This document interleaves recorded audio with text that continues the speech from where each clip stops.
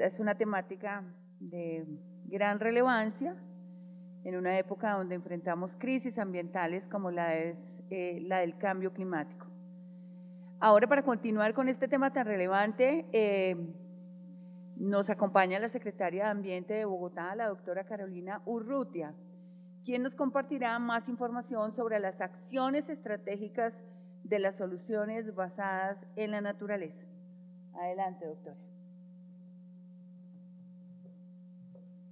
Bueno, muchísimas gracias por la invitación y por la… Sí.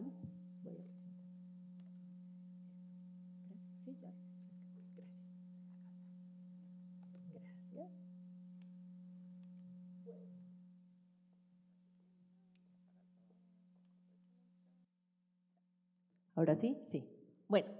Bueno, muchísimas gracias por la invitación, por la oportunidad de ver la presentación de Carolina, que no había visto y me parece fascinante, y por la oportunidad de dialogar con los compañeros y compañeras de panel que vienen. Voy a tratar de ser muy breve, porque creo que precisamente quisiera tener 2 horas para contarles lo que tenemos en el Plan de Acción Climática en Bogotá. Tenemos mapas de riesgo barrio por barrio en Bogotá. Sabemos barrio por barrio dónde está el riesgo de inundación, dónde está el riesgo de islas de calor, y eso nos está ayudando muchísimo a tomar decisiones en términos de planeación. Y de hecho fue la base o uno de los puntos más importantes para construir el Plan de Ordenamiento de Bogotá, en el que ustedes van a ver, por ejemplo, Carolina, que recuperamos la protección de la zampa del río Bogotá, a sabiendas de que es un área que hemos llamado de resiliencia climática. Independientemente de las intervenciones en los jarillones, de las proyecciones a 100 años, lo cierto es que necesitamos que nuestro sistema hídrico sea ese espacio que nos permita construir soluciones basadas en la naturaleza que nos den mayor resiliencia en el futuro. Entonces, hoy les voy a hablar brevemente de la forma en la que hemos definido con ese fin nuestra estructura ecológica principal. Este es un concepto muy colombiano, pero que se entiende muy claramente, y es esa, cuando hablamos de estructuras en el ordenamiento en Colombia, hablamos de la estructura de transporte, la estructura de edificaciones de servicios sociales o la oferta social, y eso siempre se mapea. En Colombia mapeamos la estructura ecológica como esos puntos de naturaleza, de servicios ecosistémicos que requerimos las ciudades identificar y proteger en nuestro ordenamiento mediante distintas medidas para asegurar que los servicios ecosistémicos básicos para la existencia de una ciudad realmente pueden florecer. Les voy a hablar de cuáles son esas estrategias que tenemos para asegurarnos que más allá del mapa, la estructura ecológica principal de Bogotá nos permite asegurar esos servicios ecosistémicos, y específicamente quiero contarles un poquito de la importancia que le estamos dando en Bogotá a la conectividad ecosistémica de verdad, funcional para garantizar que no tenemos unas islas de áreas protegidas, y cómo estamos usando la información para que estas decisiones sobre la naturaleza y la biodiversidad urbana sean las decisiones inteligentes que requiere una ciudad. Este es el mapa de nuestra estructura ecológica principal, es ordenadora del territorio. En nuestro plan de ordenamiento la definimos como de superior jerarquía a las demás estructuras. Es decir, cuando tenemos una decisión difícil que tomar en términos de movilidad, de definición de vías y cómo atraviesan la estructura ecológica, la tomamos, por supuesto, armonizando con base en que lo ecológico la estructura ecológica está por encima. Por supuesto que hay negociaciones difíciles que se tienen que tomar todo el tiempo en ciudades que están en constante movimiento, pero tenemos que partir de que lo que se compensa de ser necesario siempre es lo ambiental, que es el punto de partida. Esto fue lo que definimos en nuestro plan de ordenamiento. Tenemos, por supuesto, áreas protegidas del orden nacional, del orden local, reservas distritales del orden distrital y nuestras áreas protegidas regionales. No quiero detenerme demasiado sobre eso, pero esa fue una de las bases para definir el mapa que llamamos nosotros Bogotá Reverdece, que es la identificación de áreas en donde públicos y privados podemos tener intervenciones prioritarias para mejorar los espacios verdes de la ciudad. La alcaldesa le prometió a la ciudadanía que vamos a sembrar 1 millón de árboles en esta administración. Vamos en 300.000 Y como ustedes saben, o como muchos saben, la sembrada del árbol es lo de menos. Lo que es más importante es asegurarnos de que es el árbol correcto, de que es inteligente y de que tenemos la capacidad de mantenerlo y que tenga una larga vida. La mortalidad de los árboles en espacios urbanos ha estado en algunas etapas en alrededor de 50-60%.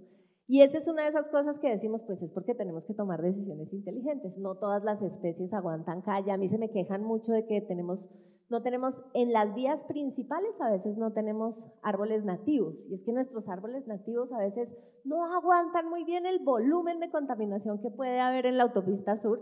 Entonces pues hay por ejemplo, eucaliptos hay por todas las ciudades latinoamericanas por una moda rara de los 50, pero hay eucaliptos pomarrosos en la autopista sur que han aguantado 30 años con esos niveles de contaminación y uno no entiende cómo lo han logrado.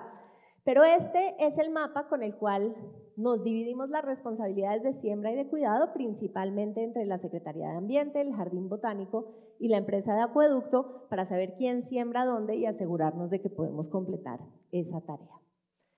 Otra tarea que hicimos que es muy importante y que hicimos con base en información pura y dura, es que en Colombia, por ley, los municipios se tienen que gastar el 1% de sus ingresos en conservación de áreas de especial importancia para la generación de agua. Ese 1% lleva años absolutamente no solo malgastado, sino no gastado. El 75% de esos recursos en Colombia no se gasta, y Bogotá no era la excepción. Teníamos un track record un poquito mejor que muchos municipios, pero son recursos difíciles de gastar porque la norma es muy inflexible y solo nos permite comprar predios o mantener esos predios. Entonces dijimos, bueno, necesitamos definir cuáles son nuestras áreas de especial importancia estratégica y si se pueden ampliar. Duramos año y medio haciendo un análisis súper cuidadoso con todos los componentes para hacer una nueva declaratoria de nuestras áreas, por supuesto con el concurso del Ministerio de Ambiente y la autoridad regional que compartimos, que es la Corporación Autónoma Regional, partiendo de modelación hidrológica, de modelación geomorfológica, y realmente determinar y poder llegar a la conclusión, por ejemplo, cosas ridículas que pasaban. En la modelación anterior no podíamos invertir recursos del 1% en humedales. En Bogotá tenemos cientos de humedales, 17 de ellos declarados como reservas distritales, y no podíamos invertir ni en compra de predios, ni en mantenimiento, ni en administración. Entonces, conseguimos toda la información y trabajamos muy duro con un equipo técnico realmente espectacular para ampliar nuestras áreas de importancia estratégica y poder invertir esos recursos en la reserva Thomas van der Hamen, que es una reserva cuya, digamos, consolidación ha sido muy lenta porque está muy disputada, sobre todo por intereses que tienen que ver, por un lado, con la movilidad, porque es la salida del norte, que es una salida muy estratégica, y por otro lado con procesos de construcción de vivienda. Pero es una reserva que se declaró precisamente por su importancia en términos de recursos hídricos. Es la última conexión amplia que queda entre los cerros orientales de Bogotá y el río Bogotá. Entonces la declaramos como una de nuestras áreas de importancia estratégica para poder invertir en ella, en los humedales y también en las áreas protegidas del sur. Y después, desde el plan de desarrollo habíamos hablado de que en Bogotá habíamos sido relativamente juiciosos en declarar áreas protegidas locales. Tenemos parques ecológicos de montaña, teníamos 15 humedales declarados, ahora 17. Digamos, el éxito en su gestión y administración es relativo, como todas las áreas protegidas en Colombia, pero que no estaba definida una estrategia de conectividad para ellos. Entonces decidimos declarar unos conectores ecosistémicos. Antes les decíamos corredores, pero así se le dice a los corredores viales y no queremos que se confundan. Entonces les llamamos conectores y definimos 5 en el POT, en el Plan de Ordenamiento Territorial, que no van a ser suelos de protección, sino suelos priorizados para intervenciones que nos aseguran que tenemos la conectividad que necesitamos para que Bogotá, la capital de uno de los países más megadiversos del mundo, realmente sea también una capital de la biodiversidad. Entonces, ¿qué hicimos ahí? Arrancamos, por supuesto, siempre con el componente comunitario. Las organizaciones de base en Bogotá son muy activas en los temas ambientales, son muy conocedoras de los temas ambientales y fue con ellos y ellas que empezamos a hacer este mapeo de cómo se deberían definir estos espacios, porque siempre no son ecosistemas, son socioecosistemas y más aún en un ambiente urbano. Y ahí definimos unos criterios claves de para qué declarar o para qué definir y priorizar estos conectores. Pues primero, por supuesto, para restauración, rehabilitación y recuperación ecológica. Segundo, porque en Bogotá tenemos muchas ganas y muchas comunidades, de hecho, han empezado solas a sembrar bosques urbanos. Muchos de ellos, como lo vemos nosotros, ya metiéndonos en nuestra estrategia climática para prevenir islas de calor en las zonas muy densamente construidas, pero otros porque hay espacios y porque queremos mayor diversidad en nuestro arbolado. Soluciones basadas en la naturaleza, conservación y, por supuesto, un componente importante de ciencia ciudadana y gestión del conocimiento. En algunos casos la adquisición predial es importante, pero yo de verdad desde que llegué a la Secretaría he sido muy enfática en que no podemos seguir creyendo en el sector ambiental y en la sociedad en general que la única manera de conservar es comprar. Hay muchísimos privados, ya tenemos firmadas 58 hectáreas de acuerdos de conservación en áreas urbanas, la semana pasada firmamos otro buen número porque la gente quiere aprender a conservar y con un poquito de apoyo de la institucionalidad se mete la mano al drill y trabaja con nosotros en viveros, en siembras. Entonces, ¿qué hacen los corredores? Protegen áreas importantes para la conectividad, por supuesto, mejoran la conectividad ecológica, tanto estructural como funcional, de los flujos de biodiversidad que hemos definido, consolidan la apropiación socioambiental. A veces la gente en Bogotá, digamos, cuando tenemos que talar un árbol por viejo, por enfermo, siempre tenemos mucho conflicto. La gente le tiene un enorme cariño a su arbolado urbano, es lo que ve por la ventana, es lo que valoriza su propiedad. Y la posibilidad de, más allá de trabajar en un árbol, que a veces desafortunadamente al ser seres vivos también tienen un ciclo de vida y no podemos garantizar que están ahí para siempre, la idea de trabajar y aprender sobre ecosistemas y cuidar sistemas más amplios y trabajar de manera más constante en el cuidado de la naturaleza realmente ha sido muy exitosa con las comunidades. Fortalecer nuestra resiliencia, no solamente de los ecosistemas, sino de la ciudad. Tener mayor biodiversidad, tener espacios verdes inteligentes, es una de las formas más, digamos, robustas de enfrentar el cambio climático, sobre todo desde la institucionalidad ambiental. Y promover que esa gobernanza y participación ciudadana sean permanentes. ¿Qué hicimos? Y esta es la parte de inteligente. Identificar primero los elementos espaciales de los conectores, sus coberturas, dónde están las áreas protegidas, qué queremos conectar. Bogotá, al ser una ciudad tan rica hídricamente, siempre las conexiones van a ser a lo largo y ancho de las 4 cuencas que cruzan la ciudad. ¿Cómo están esas rondas hídricas? Tenemos muchas ya canalizadas, otras no completamente canalizadas. ¿Cómo podemos trabajar incluso con los tramos que han sido canalizados para potenciar su conectividad por encima del suelo? Zonas verdes públicas de cesión, las áreas de cesión en el urbanismo en Bogotá son muy importantes. Cada vez que se hace un proyecto grande se definen unas zonas que se le dejan a la ciudad para espacios verdes, para equipamientos sociales, lo que se necesite de acuerdo con los déficits de la zona. Y esas sesiones son claves para definir qué podemos hacer en estas intervenciones. Las zonas verdes de las vías, los separadores viales, todos cuentan en términos de conectividad. No tenemos que tener un enorme parque o una gran área protegida en todos lados. Lo que necesitamos es que tengan, sobre todo la fauna, pero también la flora, la manera de conectar los grandes espacios verdes que tenemos en la ciudad.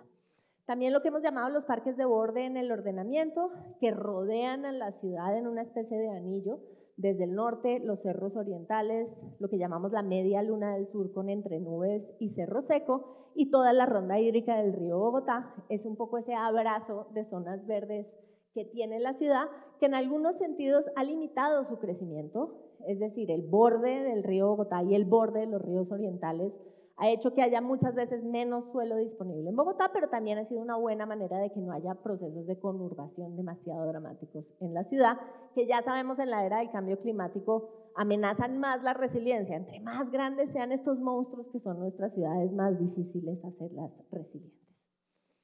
Fuimos avanzando entonces en esa conceptualización, marcando tanto la riqueza como la cantidad, como la calidad de cada uno de los hábitats, para ponderar a escala de paisaje esos valores, definiendo nodos prioritarios que tienen que tener intervenciones diferenciadas, mayores, en términos de insistencia, digamos, de estar ahí, de persistencia y de calidad de la intervención, y definir otros parches, quizás de menos valor, y unas distancias de dispersión de especies de aves que nos aseguren esa conectividad.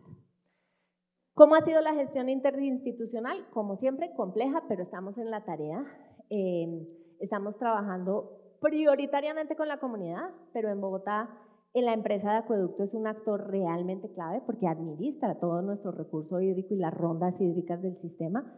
Ellos han sido, digamos, actores principales en esta tarea y tomamos entonces líneas estratégicas. En espacios verdes trabajamos nosotros, trabaja el Departamento del Espacio Público, trabaja el IDU en sus obras y ahí vamos priorizando incluso en las obras del futuro y con las compensaciones que tenemos por endurecimiento. No olvidemos Bogotá. ¿Cuántos han sufrido el tráfico de Bogotá en estos días? Todos lo hemos sufrido. Tenemos 500 frentes de obra abiertos porque estamos 100 años retrasados en nuestra agenda de infraestructura. Va a ser un dolor temporal muy intenso, pero vamos a acabar con 2 líneas de metro, esperamos, y entradas a la ciudad mucho mejores. Pero en esos frentes de obra hay muchísima compensación que nos da el marco legal nacional, tanto por procesos de endurecimiento como por pérdidas de coberturas, que estamos priorizando para que esas compensaciones sean a lo largo de nuestros conectores, que ahí sembremos, que ahí traslademos los árboles de mayor valor. Manejo y conservación del recurso hídrico, un componente que no se puede separar, del que estuvieron hablando bastante ayer por lo que me cuentan, y es el urbanismo sostenible. No podemos poner todos nuestros huevitos en la canasta de los SUDs, de los sistemas urbanos de drenaje sostenible, pero sí podemos usarlos cada vez de mejor manera para asegurarnos que el tema hídrico no se queda solo en los espacios verdes y que no tiene que haber coberturas verdes en todos lados, pero que realmente logramos una gestión hídrica responsable incluso en donde tenemos que endurecer. Educación y comunicación. Esto no va a funcionar, esta reconcepción de lo que son los espacios públicos verdes, no va a funcionar si las personas y la ciudadanía no entiende por qué es valioso. En Bogotá desafortunadamente hay una correlación, la gente piensa en árboles densos y piensa que hay inseguridad. Entonces tenemos que salir como de ese pensamiento, asegurarnos que el arbolado que efectivamente sembramos no contribuye a la inseguridad, digamos, no tanto arbusto o en otros lados sí. Hay que ser muy estratégicos en cómo intervenimos y en dónde. Y siempre gestión del conocimiento. En estos 4 años hemos logrado dar un salto grande, o sea, sacamos el plan de ordenamiento, sacamos el plan de acción climática que identifica el riesgo y prioriza estas intervenciones. Avanzamos mucho en conocimiento y dejamos mucha herencia y la implementación la vamos a llevar tan lejos como podamos, pero lo que estamos haciendo es también con las organizaciones internacionales, con las organizaciones ambientales, la sociedad civil, asegurándonos que hay insistencia en el futuro sobre la idea de que esto tenga continuidad. Esta es una tarea que se demora 50, 60 años. La consolidación de nuestras áreas protegidas, de los conectores ecosistémicos, no se hace en una administración y no puede politizarse y ser los conectores de Claudia López o los conectores, tienen que ser los conectores de los bogotanos y bogotanas para que todas y todos tengamos la oportunidad de ir a sembrar y de reconocerlos como propios. Eso es lo que hemos hecho con nuestras coberturas verdes en Bogotá, en el medio de muchísimas otras cosas que me gustaría contarles, pero que creo que hoy dan la base para la discusión. Muchas gracias.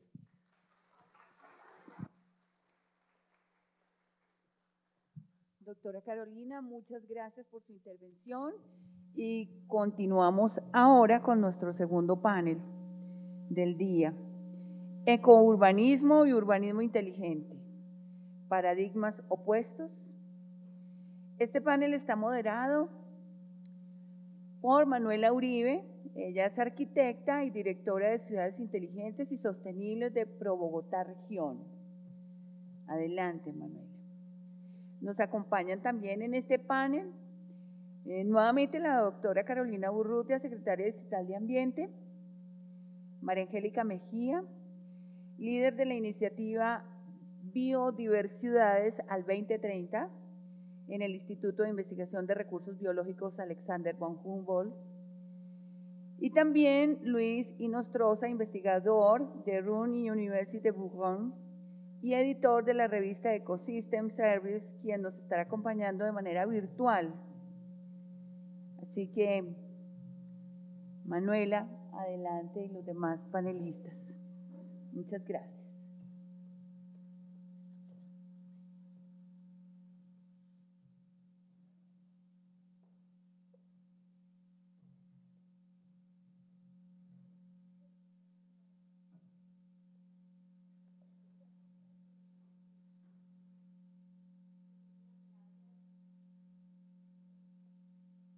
Muchísimas gracias. Buenos días para todos y todas. Un gusto compartir este panel en el que pues ya hemos visto un contexto sobre la importancia de incluir la naturaleza y la biodiversidad en el concepto de ciudades inteligentes.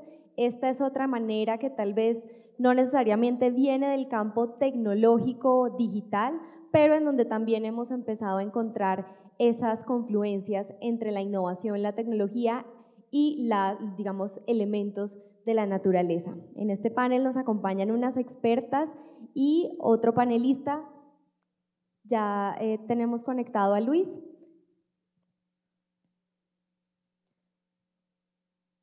Luis, ¿nos escuchas? Para tenerlo. Los escucho bien, ¿me escuchan? Hola. Perfectamente. Muchísimas gracias por conectarte desde Alemania con nosotros hoy.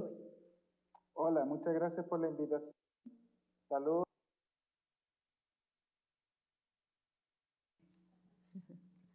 Bueno, muy bien. Comenzamos entonces trayendo algunas cifras que hablábamos en nuestro conversatorio ayer sobre urbanismo y ciudades inteligentes. Y hay unos asuntos críticos sobre el cambio climático en todo el mundo, pero sobre todo en ciudades como Bogotá y muchas ciudades latinoamericanas por sus asentamientos informales y algunos déficits en soportes urbanos. Vamos a sufrir un mayor impacto de esta crisis climática. Entonces, también veíamos en la presentación introductoria de Carolina Useche, es muy importante adaptarnos, pero también mitigar y también adaptar las infraestructuras para tener unas ciudades y unas comunidades más resilientes.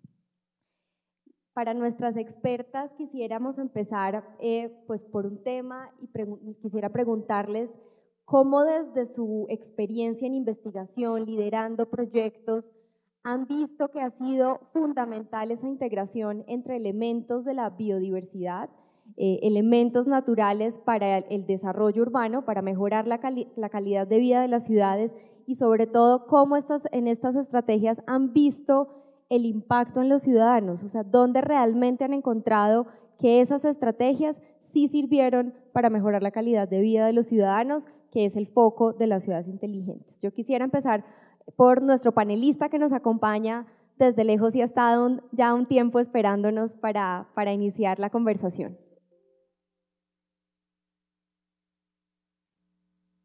Hola, ¿me escuchan? Sí, señor. Hola.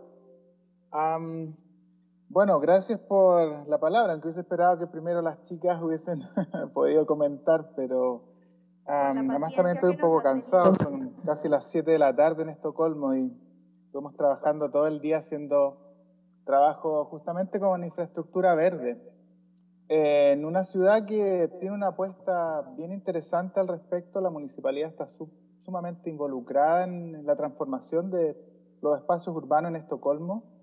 Y ese es un tema que se está trabajando hoy día en muchas diferentes facetas. El cambio climático llegó a la agenda urbana.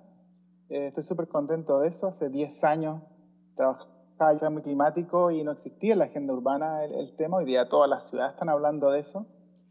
Pero fíjate que comento estos temas así más puntuales porque a mí me parece que el tema de la naturaleza, particularmente en el hábitat humano, que es el hábitat urbano, es un tema que plantea una pregunta filosófica que es fundamental y básicamente que dice relación con que nosotros en algún momento dejamos el árbol, nos bajamos del árbol y dejamos la selva y empezamos a construir un hábitat que nos ha alejado de la naturaleza desde el punto de vista conceptual y desde el punto de vista emocional también.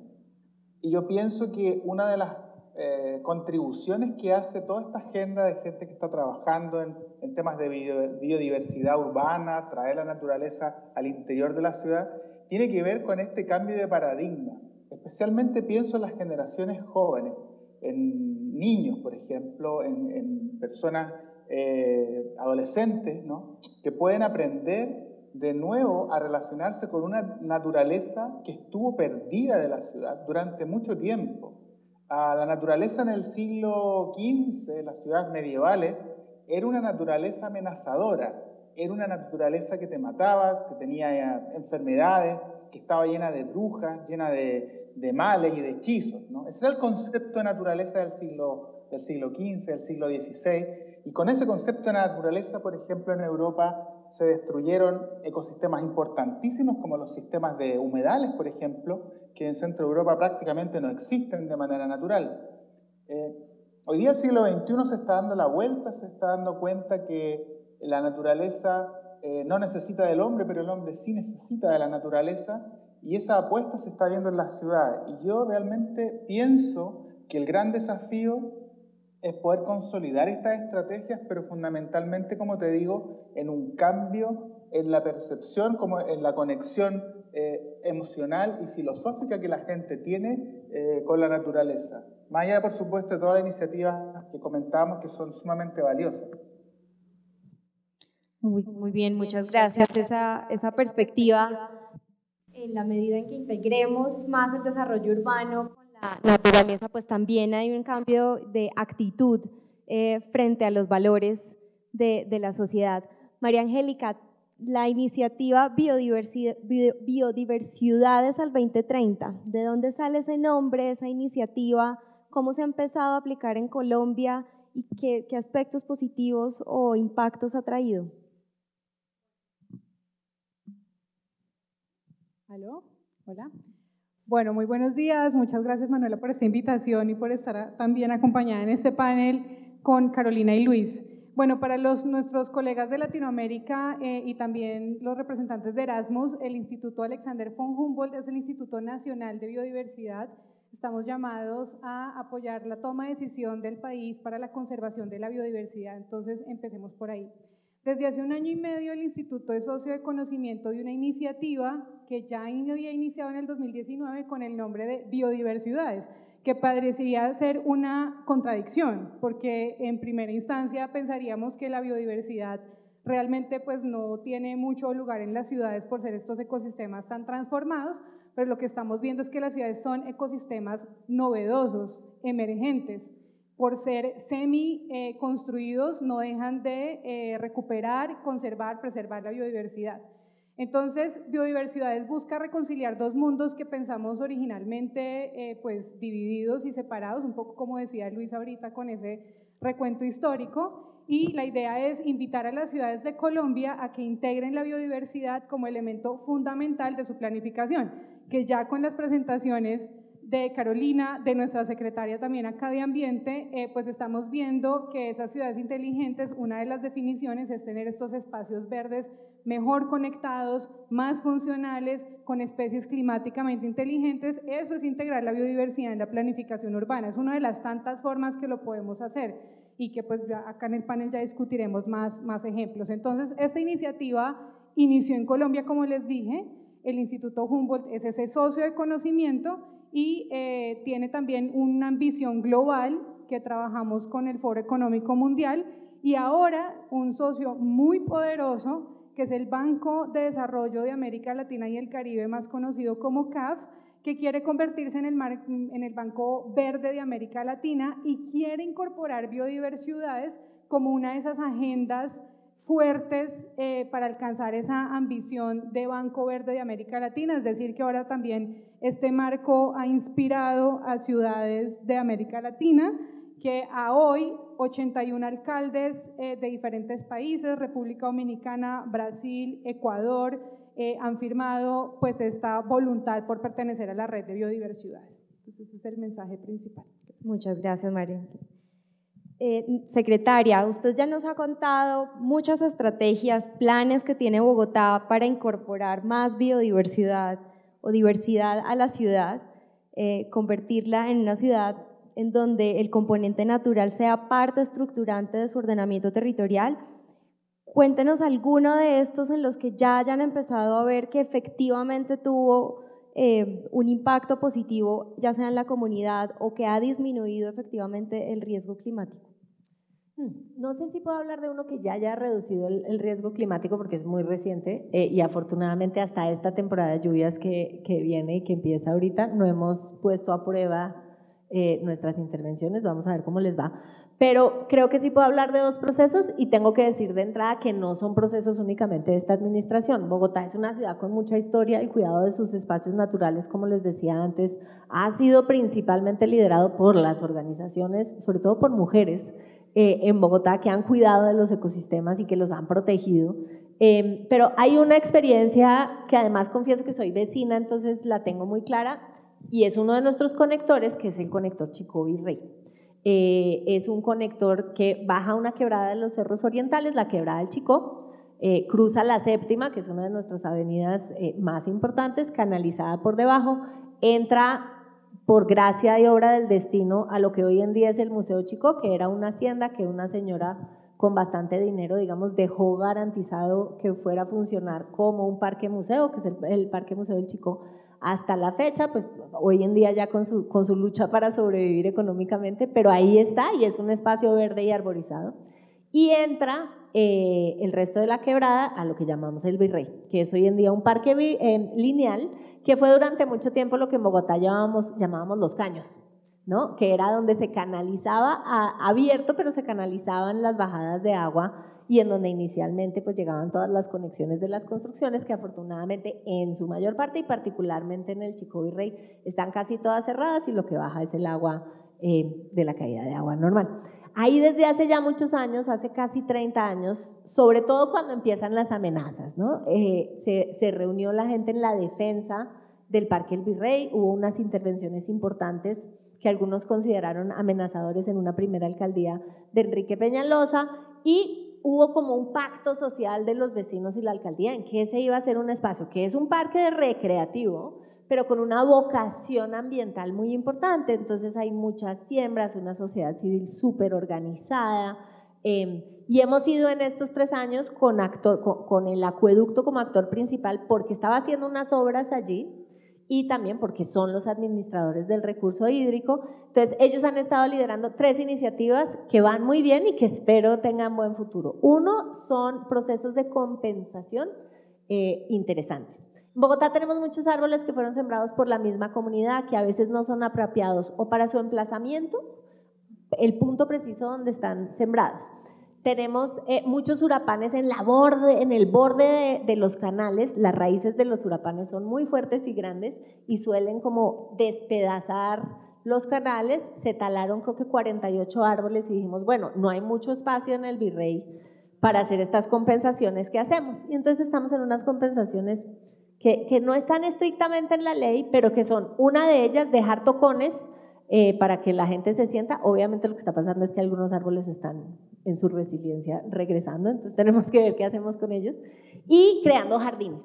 En Bogotá siempre pensamos en árboles, entonces sembramos con la comunidad, específicamente con el grupo de comunitario, que son unos tesos y han mapeado tanto los murciélagos como las aves de ese conector.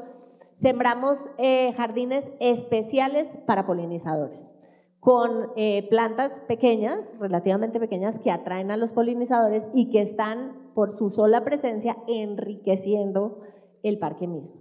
Otros que son más nuevos, porque hemos estado en el proceso de tenemos pot, no tenemos pot, en el sur de la ciudad, particularmente alrededor de uno de nuestros nuevos humedales que se llama Tingo Azul, donde estamos pues haciendo un sendero, señalizando y sembrando con la comunidad árboles que son apropiados para estar entre el borde del río Bogotá y el humedal. Obviamente en Bogotá la mayor parte de nuestros humedales están alrededor, son meándricos y están un poco alrededor del río Bogotá, y estos conectores buscan conectar el río con los humedales y lo estamos haciendo, sembrando con la comunidad y abriéndoles espacio, porque es muy importante que la gente pueda conocerlos. Lo que esperamos tener finalizado este año, que es muy importante, es la señalización. No es solo sembrar, sino contarle a la gente qué hay ahí. Este es el conector Chicó Virrey, aquí hay estas especies, usted está caminando por acá, si quiere venir a sembrar es los domingos a tal hora, porque es un constructo muy social. Que yo te diga, vamos a ver los resultados en resiliencia climática. Hay una frase de Gustavo Wilches que últimamente repito mucho, que la gestión del riesgo es como ser mamá, que si uno tiene chinos bien mal criados y le sale mal las cosas, todo el mundo se da cuenta, pero si es buena mamá y los niños son buenos, entonces nadie se da cuenta. Es un poco machista, pero es muy buena. En gestión del riesgo uno no se da cuenta cuando las cosas se hacen bien, sino cuando se hacen mal. Recuperar el espacio del río para el río Bogotá va a ser una de las cosas y las intervenciones que se han hecho durante los últimos 15 años. Se va a poner a prueba en esta temporada de lluvias, vamos a ver qué pasa. Muy bien, perfecto. Bueno, este panel que lo hemos llamado ecourbanismo y urbanismo inteligente justamente quiere poner en tensión o en conversación esos dos conceptos. El ecourbanismo surge desde el siglo pasado con un interés de vincular elementos de la naturaleza en las ciudades y donde los ciudadanos sentían que necesitaban un mayor contacto con la naturaleza, y luego viene el urbanismo inteligente dentro de la era de la digitalización como un concepto en el que la ciudad se ve como un sujeto de posible optimización y mayor eficiencia en sus procesos urbanos utilizando la tecnología.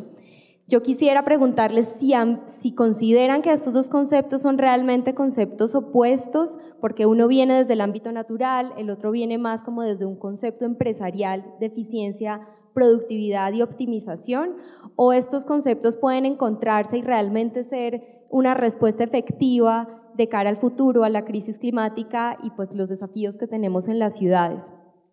Luis, además sabemos que ustedes pues no solamente paisajista, experto ambiental, pero también ha empezado a vincular las herramientas digitales para mapear biodiversidad, para monitorear o comprender los servicios ecosistémicos de la naturaleza en distintos contextos. ¿Cómo ha empezado a vincular esos conceptos tecnológicos y, digamos, soluciones basadas en la naturaleza para las ciudades?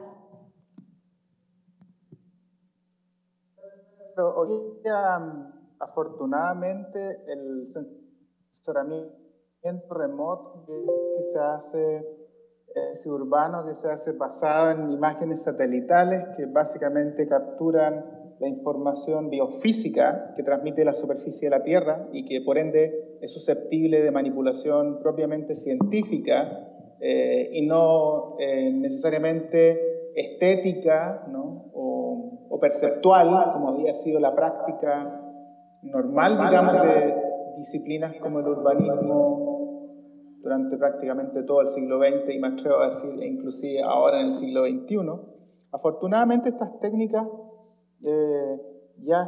digamos, tomaron propiedad en la ciudad, los investigadores las utilizan y hoy día son el principal insumo de información que permite, por ejemplo, conocer aspectos tan fundamentales como el clima urbano. Fíjate que hoy día el clima urbano, por ejemplo, es una disciplina científica completamente reconocida. Y esto es una cosa que no es menor.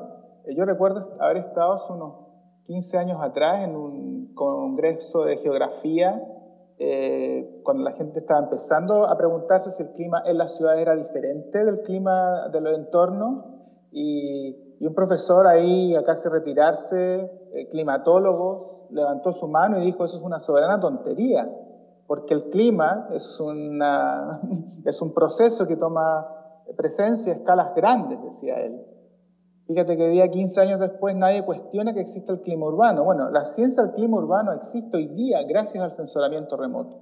Si no fuera por el sensoramiento remoto, por todo el trabajo que se ha hecho con imágenes satelitales, una ciencia como esa hoy día no existiría y no sabríamos que hoy día, por ejemplo, el cambio climático afecta a las ciudades, que por ejemplo las ciudades tienen todas islas de calor urbano, que significa que la temperatura en la ciudad es en promedio entre 2 y 6 grados, fíjate, entre 2 y 6 grados promedio anual, más que el entorno, además de otra serie de procesos, como tú mencionas, relacionados con los servicios ecosistémicos, como por ejemplo, que tienen que ver con la infiltración de agua, con las superficies selladas, por ejemplo, etc.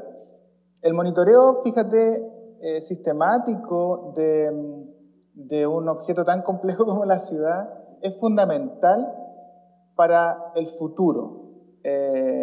Como te digo, las disciplinas que se preocuparon de la ciudad hasta el siglo pasado están todavía ancladas en métodos prácticos, básicamente, ¿no? Son son disciplinas prácticas que requieren ser reinventadas con una mirada científica.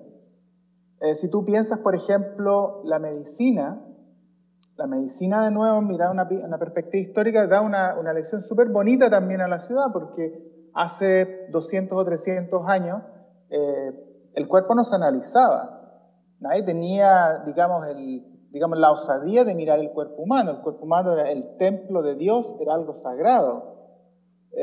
Sin embargo, llega la Ilustración y se empieza a mirar el cuerpo, se empieza a abrir, se empieza a romper este tabú, se empiezan a utilizar cadáveres en las morgues, se empiezan a abrir y se empiezan a escudriñar y se empiezan a medir sistemáticamente para lograr un conocimiento parametrizado, como nos gusta a nosotros decir. ¿Qué significa eso? Significa que tú entiendes entre qué margen, en qué parámetros el cuerpo humano, por ejemplo, funciona de manera normal, está sano. Hoy día tú sabes cuál es la presión sanguínea que tú tienes que tener para estar sano, sabes cuál es el volumen de azúcar, etcétera, etcétera. ¿Por qué? Porque eso se dedicó a medir durante 100 años, se han medido todos esos parámetros del cuerpo humano, y hoy día podemos tener una calidad de vida mejor gracias a eso. Bueno, en la ciudad estábamos recién empezando a recolectar toda esa información para poder llegar a un entendimiento urbano parametrizado, ¿no? Que podamos mirar una imagen satelital, entender la información biofísica que nos transmite y desde ese punto de vista poder hacer un diagnóstico objetivo que nos permita decir si ese tejido urbano es sano. De la misma forma como hoy día, por ejemplo, cuando tú te tomas una resonancia magnética, que es una imagen, o una radiografía, que es una imagen igual y tiene la misma forma de almacenamiento de la información que una imagen satelital, es exactamente la misma, es equivalente, no hay diferencia. Los protocolos de clasificación son exactamente los mismos, los que usa un médico para un tejido orgánico, de los que usa un experto en teledetección, que podamos acumular esa información para poder entender la ciudad y hacer mejores ciudades hacia el futuro. Y en ese sentido, entender componentes, por ejemplo, como los componentes de biodiversidad, de hábitats, los componentes, por ejemplo, que tienen que ver con todos los productores primarios, que es toda la vegetación que existe en las ciudades, los componentes que tienen que ver con toda la actividad bacteriana, por ejemplo, que es sumamente importante en todos los suelos urbanos. Todos esos son aspectos que se pueden monitorear hoy día con herramientas de sensoramiento remoto, y yo en realidad feliz de que más y más, cada vez más, los planificadores urbanos están conscientes de esas herramientas y dispuestos a aprender su utilización para la aplicación práctica en mejores políticas públicas. Muchas gracias. María Angélica, dentro de la estrategia de biodiversidades, ¿dónde han empezado a encontrar los vínculos con la innovación y la tecnología para, por ejemplo, hacer estos monitoreos o parametrización de la biodiversidad de las ciudades? ¿Han empezado a aplicar eso en Colombia o en otras ciudades en Latinoamérica? Sí, te quiero responder con dos ejemplos, uno es de tecnología y otro es de innovación, porque es interesante también saber qué entendemos por innovación, ¿no?, en este contexto. Entonces, quiero dar el ejemplo del área metropolitana del Valle de Aburrá. Es un área metropolitana compuesta por 10 municipios, cuya capital es Medellín, la segunda ciudad más grande de Colombia, y ahí lo que estamos haciendo con el Instituto Humboldt es un análisis de conectividad funcional, que tú lo mencionaste. Es decir, la conectividad estructural es, por ejemplo, del punto A al punto B, qué tan lejos o cerca yo estoy entre esos dos puntos, pero la funcionalidad, la conectividad funcional es efectivamente cómo las especies se pueden mover, que no nos queden como unas islas o unos nichos ahí aislados, sino que realmente se puedan conectar.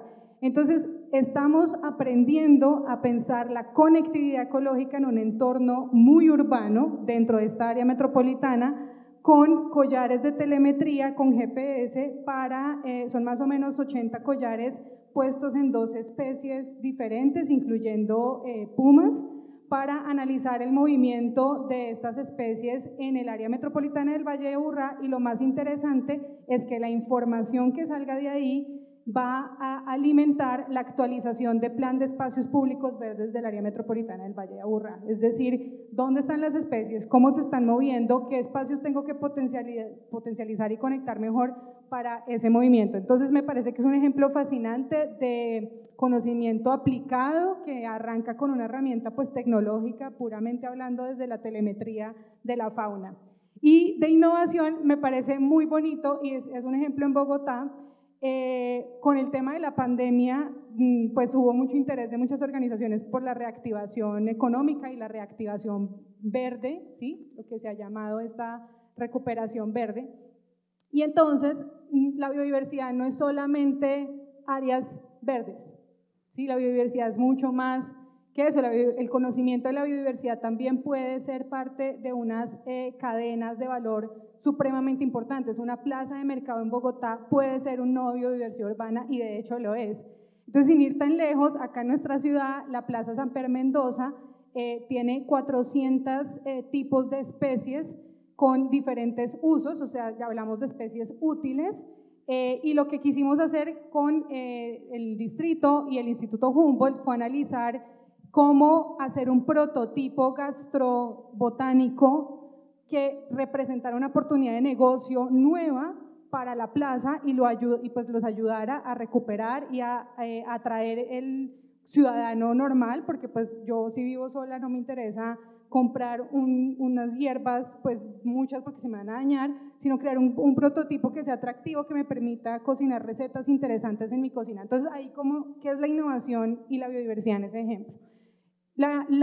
El camino de la innovación, digamos que tiene unos pasos ahí muy claros. Entonces yo puedo arrancar de una investigación básica y es conocer qué plantas hay en la plaza, listo, check. Lo segundo es una investigación ya más aplicada, y es decir, oiga, ¿para qué sirven esas especies y esas plantas? Los usos, entonces listo, check. Pero ¿cómo agregamos valor para llegar a un prototipo? Entonces se hicieron unos laboratorios con chefs de la ciudad, con diferentes restaurantes, en donde se les dijo, seleccionen de estas 80 plantas que hicieron una priorización y usted invéntese, digamos que puede ser una receta muy interesante para cócteles, para platos y demás, y entonces ahí agregamos valor a ese conocimiento local que ya pues los comerciantes de las plazas nos dieron, y salieron 2 prototipos gastrobotánicos, y pues la idea es que ese ejercicio ojalá también inspire a otras plazas que tienen otras especialidades, frutas u otro tipo de especies. Entonces fíjense que la innovación también puede ser elevar ese conocimiento sobre la biodiversidad, y esto fue un ejemplo de bioeconomía. Entonces la biodiversidad puede ser más, o sea, es más que esas áreas que pues hemos hablado acá muy bien, pero es como la economía de la ciudad también puede cambiar gracias a la biodiversidad. Súper, muy interesante ese ejemplo en el que pues digamos que el concepto de sostenibilidad se ve desde la sostenibilidad social, ambiental y económica frente a todas las posibilidades de incorporar biodiversidad en la ciudad. Para finalizar con nuestra Secretaría de Ambiente, un aspecto muy importante es la calidad del aire de la ciudad. Y Bogotá desafortunadamente ha venido sufriendo el deterioro de su calidad del aire. Ayer veíamos o hicimos referencia a un estudio de la Universidad de los Andes que dice que menos del 10% de los habitantes respira un buen aire. Y aquí sabemos que desde la Secretaría de Ambiente se ha venido liderando el Pacto por un Nuevo Aire, varios compromisos entre el sector productivo, el sector público y la comunidad para mejorarlo. ¿Cómo ha sido ese camino y dónde han empezado, digamos, a tomar decisiones informadas en estrategias de innovación o en datos que estén capturando de la calidad del aire en la ciudad? Bueno, importantísimo el tema de calidad del aire para casi todas las ciudades de América Latina. Bogotá ha estado en una senda los últimos 25 años de, digamos, medidas que van construyendo una sobre la anterior en la mejora de la calidad del aire. Empezamos con mejora de combustibles, sacar los vehículos más sucios, mejorar los buses, mejora de tecnologías, y en ese camino, con el apoyo internacional y nacional y un esfuerzo local muy grande, construimos la red de calidad del aire de Bogotá, que es una red muy robusta, que cumple los estándares internacionales y que nos habla de la calidad del aire en un barrio, en una localidad y en general en la ciudad. Ese es el sistema que nosotros usamos para declarar las alertas de calidad del aire. Y uno de los temas que llevamos varios años, este es un tema en el cual hay sociedad civil también muy bien informada, muy organizada, con una base académica muy amplia. Desde que llegamos nosotros empezamos a construir con ellos en un proceso de gobernanza del aire en Bogotá, bueno, ¿qué es lo que nos hace falta? ¿Dónde nos quedamos cortos? Y entonces dijimos, bueno, tenemos datos en general sobre las emisiones, sabemos que hay en el aire, pero tenemos muy pocos datos sobre exposición, sobre qué estamos respirando en un momento. Esas son como las 2 maneras de entrarle a la calidad del aire. Y entonces con nuestro Centro de Información y Modelación Ambiental, que es el CIMAP, con el que también hemos hecho modelación sobre cuáles son las especies de árboles que más se caen, sobre dónde llegan las tinguas migratorias a Bogotá y en dónde se estrellan más para poder darles atención más focalizada y definir sus rutas migratorias.